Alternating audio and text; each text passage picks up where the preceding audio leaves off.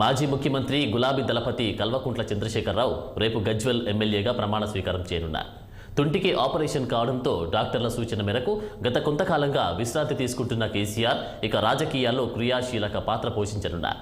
ఇటీవల కర్ర సాయంతో నడుస్తూ కనిపించిన ఆయన ప్రమాణ స్వీకార కార్యక్రమానికి 3 వీల్ చైర్లోనే వచ్చి ప్రమాణం చేయనున్నారు.